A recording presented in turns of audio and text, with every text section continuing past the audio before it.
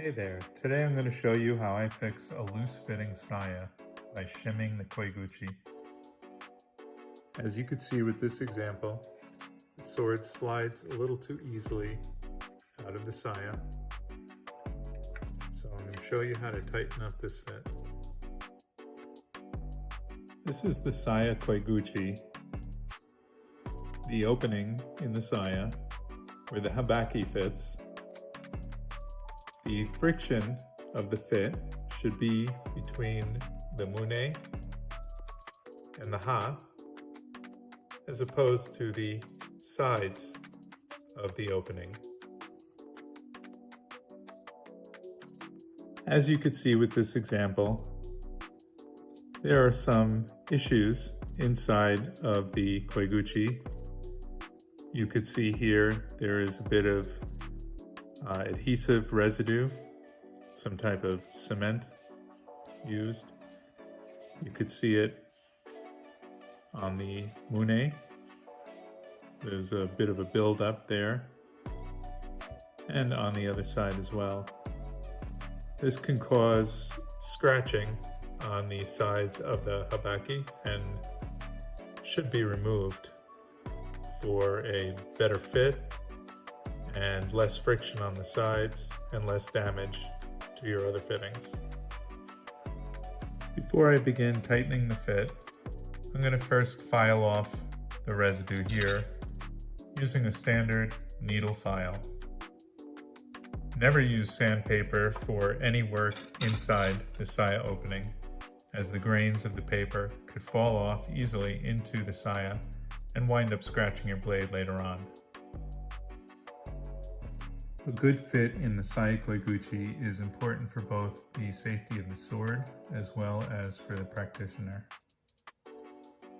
Proper Koiguchi fit is considered user maintenance, and you may have to make adjustments several times over the course of the length of time you own the sword and use the sword.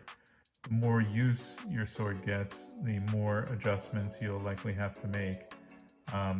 Weather and climate can also have a lot to do with the fit of the Koiguchi, as the wood can swell or contract in different climates, and you might have to make adjustments between colder months and warmer months to maintain a good fit. Basic materials you'll need for maintaining your Koiguchi fit is a shimming material such as a wood veneer.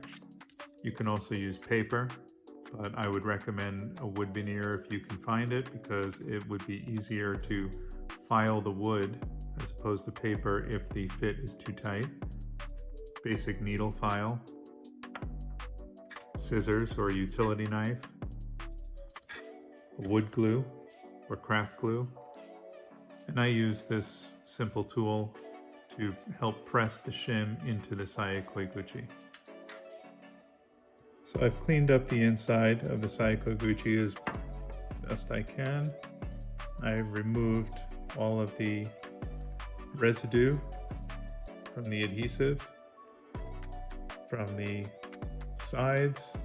I tried my best to remove the cement or adhesive residue on the mune, but it's pretty thick, and I at least got the surface smooth and level to apply the shim, and as well as the ha. So now it's ready to measure and cut the shim material. I went and cut a rectangular piece from the shim material.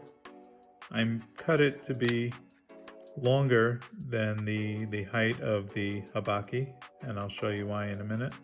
From here, I'm going to trim this piece so that I get a piece of the shim that's about as wide as the opening on the mune. So I've cut the strip to be just about as wide as the mune side of the Koiguchi. I've made a mark on the shim indicating the length of the habaki so that I know how far I need to insert the shim when I'm going to glue it down. I've applied a thin layer of wood glue to the underside of the piece of shim. I inserted the piece of shim with the glue inside of the saya Koiguchi on the mune, and I'm going to use the tool to press it down.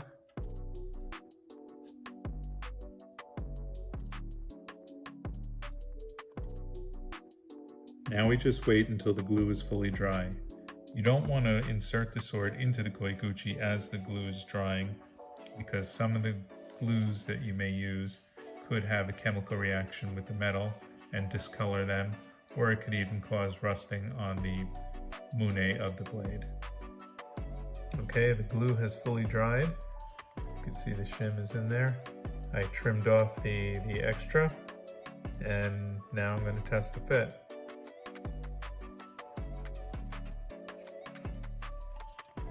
The fit is better, but still a little loose, so I'm going to add another layer of shim. Okay, just like before, I have another piece of shim, and I add it in. Okay, the second piece of shim is in, glued down. Now we just wait.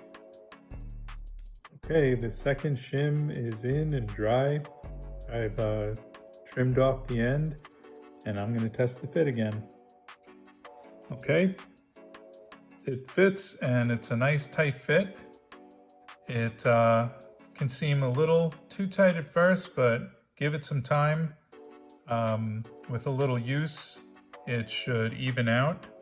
As you can see, it takes a little push right now, but the more I do that, the easier it will be to get it out. And you don't want it too loose, of course, but if it were too tight, you could always take the file and file down the shim that you put in there a little bit until the fit is just where you want it.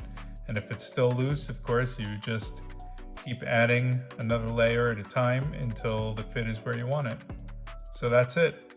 Shimming your saya Koiguchi for a better fit.